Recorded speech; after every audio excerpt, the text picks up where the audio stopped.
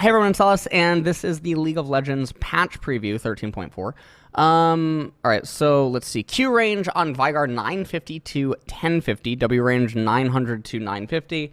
I mean, these are definitely nice changes. It's an elite level change as well that makes Veigar a lot better, obviously, at the higher levels. It allows him to space a lot better, at literally all stages of the game. So, I mean, I think that it's totally fine.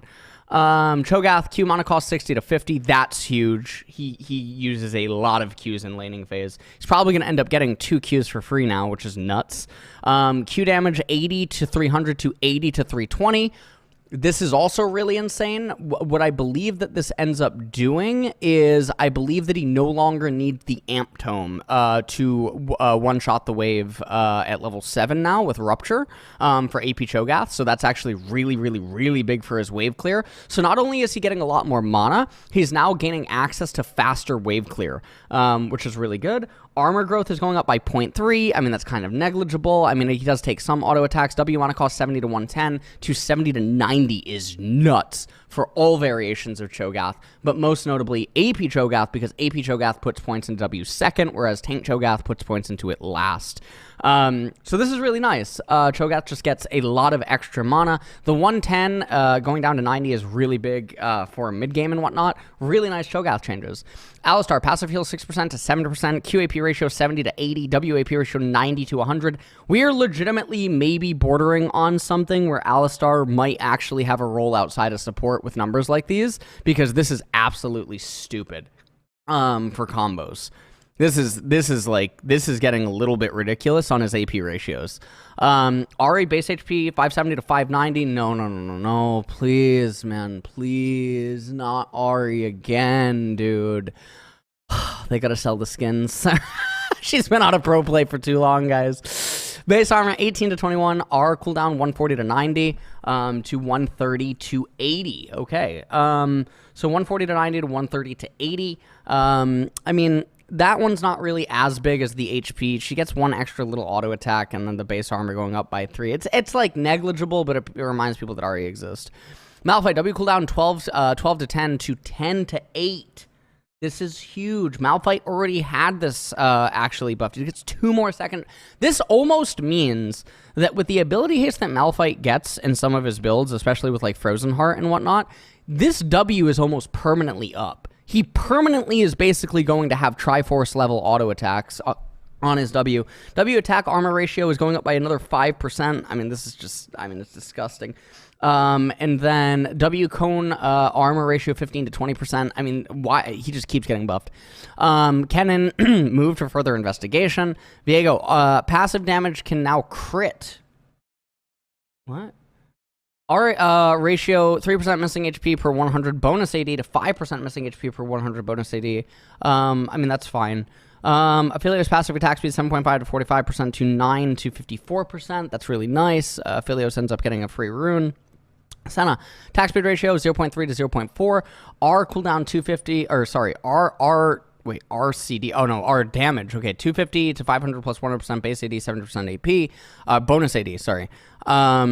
To 250 to 550. So it starts going out. It gets 25 extra damage at ring 2.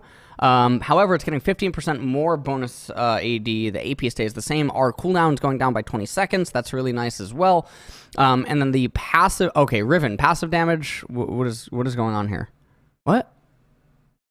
Passive now deals damage to towers, 50% effectiveness. Passive stacks now show underneath her health bar to Riven only. Okay. Okay. Orianna, base armor 17 to 20, W mana 70 to 90 to 60 to 80. That is really big as well. I mean, she does cast W quite a few times inside of laning phase. It's also the second maxed ability. So combined with the other buffs that Orianna ended up getting, it is really nice. Orianna is already viable. So let's take a look at some of the champion nerfs. Passive MS 3.5 per stack to 1 to 4%. So, I mean, later on it's like negligible, but it's just a nerf outright. Our lifesteal effectiveness 66.7 to 50%. Okay, it is a nerf. Jax. HP 685 plus 99 per level to 665 plus 100 per level. So basically at max level, he almost has the same exact HP back. And then EAP ratio 100% to 70%. This hurts the Zhonya's builds. E-dodge increased total damage based instead of base damage. Okay. E max damage, 119 to 350 plus 100% AP, 4% target max HP, to 110 to 350 plus 140. Okay, so the Zhonya's actually gets shifted. So now the Zhonya's damage goes into his E rather, or wait, it goes, wait, what is going on here? What? 8% of target's max HP, wait. R on hit damage 80 to 160 to 60 to 160. Okay, armor for first champion hit 25 to 65, 15 to 65. So they're making him less durable. MR for first champion hit. So late game he'll be the same. So level 16 Jax is still going to be the same, but he's going to be more squishy early and mid. I think that's fine. That's a fine way to balance him. Maokai Q damage 70 to 270 plus 2 to 3% max HP to 70 to 270 plus 2 to 4% max HP. Okay, equal to wait what? E cooldown 10 to 14. Wow, that's a really big nerf to the demonic Liandry's Maokai. E damage 55 to 155 to 50 to 150. Okay. EAP ratio 0.35 plus 4% slow per 100 AP to 0.2. Wow. Okay, they're really hitting his AP. They're hitting the demonic first as well. So this is actually pretty nuts. They're hitting. I actually can't believe they're hitting it that hard. Elise, base damage. Okay. Melee Q base damage. So this is spider form, I guess. Okay. So spider form base damage 70 to 210 to 60 to 180. So they're nerfing that. Spiderling base damage 10 to 25 to 8 to 26. That's so weird. But I mean, it's totally fine. Health growth on Amumu, he's losing 6 per level. That's actually, I mean, he's losing like half a sapphire crystal. Armor growth is also down. W damage 6 to 14 plus 1 to 2% max HP. To 6 to 14, and then he's losing a lot of max HP. Okay, Udyr, HP growth, he's losing half a sapphire, losing a lot more durability. Q on hit ratio 30%, R slow 25 to 40, 20 to 35. Okay, Jarvan follow up. W cooldown 8 to 9 seconds. AD ratio 80% to 70%. He's still gonna be fine. Health growth on enemy at 96 to 92. Armor growth 5.2 to 4.9. Again, this just seems very odd. Mana 480 to 837 to 380 to 992. So it's actually just overall probably a buff to Anivia. Because Anivia is only coming in as a counter pick in most instances. It's not really going to be that much of a Oh, no, wait, hold on. I'm sorry. That's not Anivia. This is Azir. So Azir is losing 100 mana early on, but he gets more mana later. W recharge 9 to 6 to 10 to 6, and then E damage 60 to 80 plus 0.4 to 60 to 220. What? Plus 0.55. R damage 175 plus 4. It's not a nerf. What? What? Wait, Azir's getting buffed. What? Wait, why are they buffing Azir? What? Why are they buffing Azir?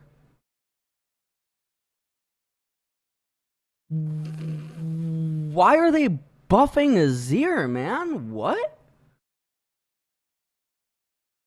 That's a buff. That's a buff, man. That's a huge buff. Thresh max order, Q damage 100 to 280 plus 80% AP to 100 to 300 plus 90% AP. Cooldown 19 to 11 to 19 to 9. Okay. I mean, these are massive buffs to Thresh. What? Thresh is actually getting like kill damage now. Thresh with all the buffs that he's actually getting, and because again he goes the AP support item, right?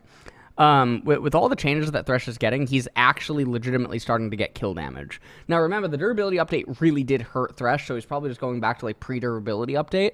But this definitely is really cool. Because again, the AP ratio with the souls and everything like that, W shield 50 to 150, 50 to 130 doesn't matter. Cooldown 22 to 16, 21 to 17 doesn't matter. E damage 75 to 250 and 60%. 70, wow, he's getting 20 more damage, and he's also getting 10% more AP. I mean, these are nuts. Relic Shield, Steel Guard, 25 to 50%, Tier 2, HP Regen 50 to 75, this is fine. Spell Thief and Sickle, Mana Regen 50 to 25%, that's really painful for some of the mages. It doesn't really affect any of, like, it doesn't affect, like, Twitch, like, roaming, but everyone else is definitely going to get hurt by this, especially the ADCs. Kill experience, kill against enemies at your level as percent progress to your next level, 15 to 50%, 15 to 50%, levels 1 through 10.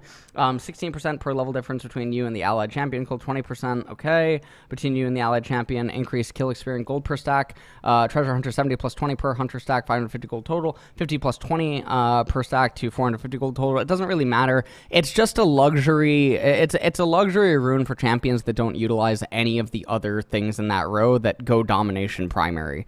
They end up taking Treasure Hunter. But in most cases, a lot of people mistakenly take Treasure Hunter when they should take Relentless. Demonic Clear Speed, new, now has a damage cap of 40 damage per tick against monsters. That's really big. Jungle Sustain Clear Speed, base kill heal 25 to 30, base Gromp 220 to 2050. Riftel no longer has a soft reset state. Companion AP ratio 15 to 12%.